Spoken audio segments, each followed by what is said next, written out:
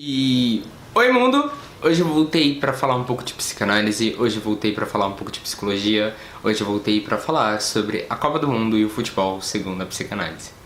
Bom, a primeira coisa é que é um assunto muito longo, é um assunto que envolve muitos textos e muitas abordagens, porque é um sintoma coletivo, é um sintoma muito importante, é um sintoma que está na história geral de vários países e que na Copa do Mundo fica mais evidente, e aqui também é um sintoma muito grande. Então eu vou fazer meio que um en passant, dando as principais leituras de textos super importantes para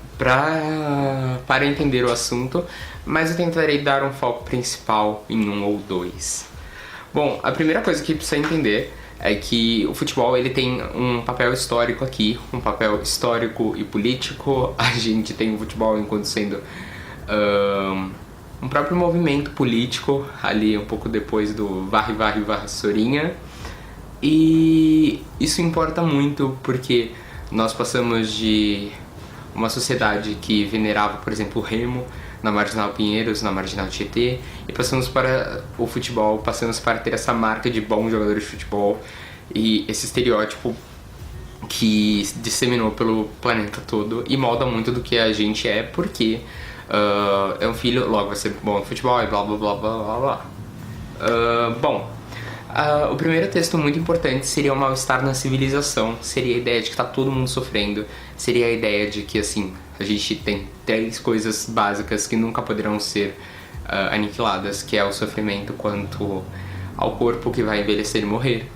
a sociedade que pede muito das nossas, que os nossos impulsos sejam sacrificados. Eu não posso andar pelado na rua por mais que eu queira, eu não posso matar pessoas, a gente tem uma legislação, a gente tem ordem,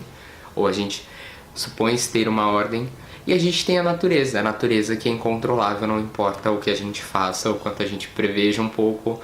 a gente não pode impedir que o furacão passe, a gente só pode no máximo alertar que ele vai passar e proteger as pessoas, tipo assim, saiam das suas casas, mas o furacão, a natureza é incontrolável. Bom, essa questão do mal-estar na civilização, ela é muito importante nesse assunto, porque implica no sujeito que sofre, no sujeito que inevitavelmente vai sofrer, no sujeito que é atravessado por barreiras, é atravessado por um mal-estar, por uma angústia, que ele precisa direcionar a coisas. Nesse texto, Freud, ele dá algumas saídas e, bom, aqui, no momento, o mais importante é a noção de que o futebol seria uma saída coletiva, seria uma questão de alienação, tal qual a gente pode falar de religião ou os próprios militares, que tem tudo a ver com isso. O que já nos leva ao segundo texto importante, que é o Totem e Tabu. Bom, a questão do Totem e Tabu, o Freud ele vai falar um pouco sobre a noção das sociedades primevas, sobre a escolha de totens, sobre a escolha de animais guardiões, sobre a escolha de coisas que representam todo o poder, e vem a noção dos animais, dos xamãs, do transcendental, dos gregos como os deuses gregos. Por quê? Porque essa coisa que está além de mim, que tem um poder muito grande, essa coisa que pode me destruir, mas ao mesmo tempo vai me proteger, essa coisa que eu vou fazer de tudo para protegê-la, porque ela também me protege, mas que o totem do outro é extremamente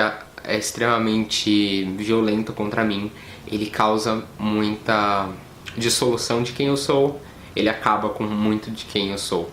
E essa noção do totem, de escolher um objeto principal e deixar como sendo o santo objeto.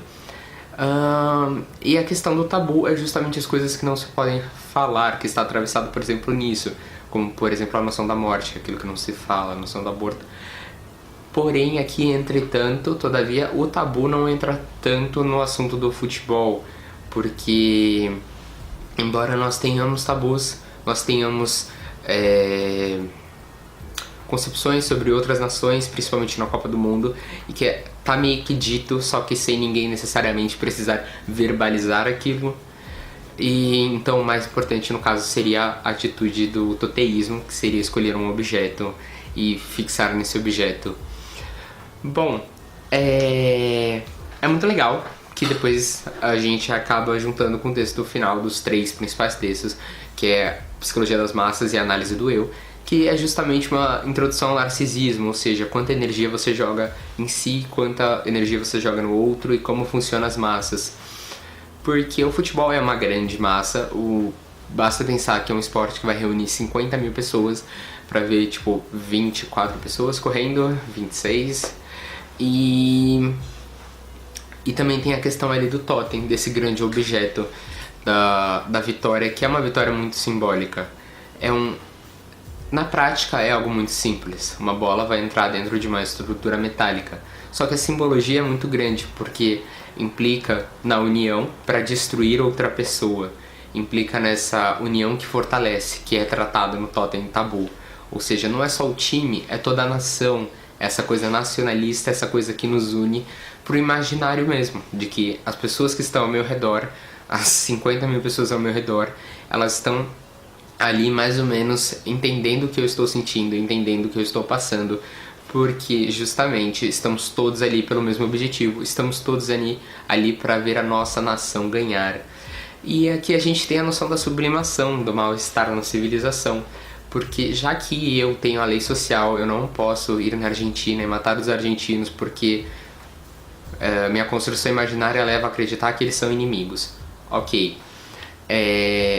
O futebol é uma maneira de sublimar isso, é uma maneira dessa vitória no esporte ser uma vitória de superação, é uma maneira de você dizer que é melhor do que o outro, sem necessariamente precisar verbalizar isso.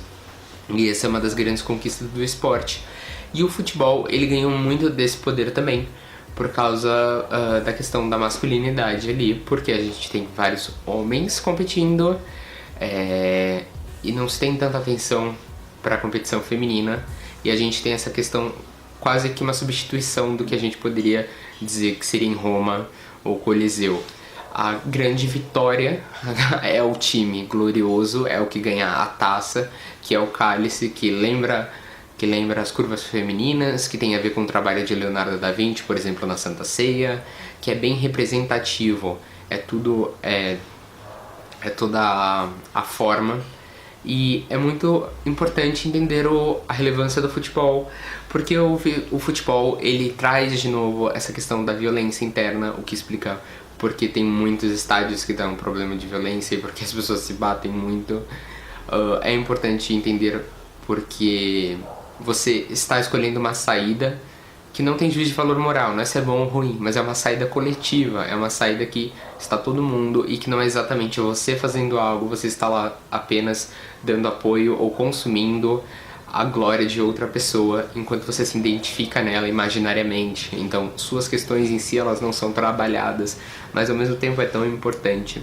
E o futebol também é extremamente relevante na questão de que ele é um esporte que ele é mediado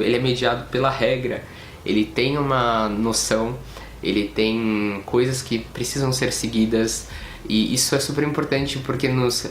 leva ao nome do pai, que eu tratei em outros vídeos, que é justamente a noção de castração, que até dentro do jogo ela existe. Existem limitações, você só pode jogar com tantos jogadores, você só pode jogar dentro desse tempo, não está solto para se fazer qualquer coisa. E aí, mediante essa castração, você vai tentar ser o melhor. E mediante essa castração da sociedade, você vai tentar que o seu time seja o melhor. Que é um movimento defensivo, que é um movimento no qual você considera que as pessoas ao seu redor, não só dentro do estádio, mas como seu país, eles te representam, eles te defendem e você também vai defender eles, mas também num âmbito muito de uma sublimação violenta, de que na verdade você gostaria de estar batendo em outra pessoa, batendo em outro time, o que explicaria movimentos violentos tipo os hooligans. E era mais ou menos isso o vídeo de hoje. Era para dar uma explanada no assunto que é o futebol, que é a Copa do Mundo, que está em alta agora. É um assunto que permeia muitos textos importantes. Deixaria aqui na descrição as referências dos 3 textos principais que eu usei do Freud, mais 2 artigos científicos. Quem gostou, se inscreve, dá like, que isso ajuda muito o canal. Meu nome é Leonardo Gonçalves Wilde e meu Instagram está aqui na descrição.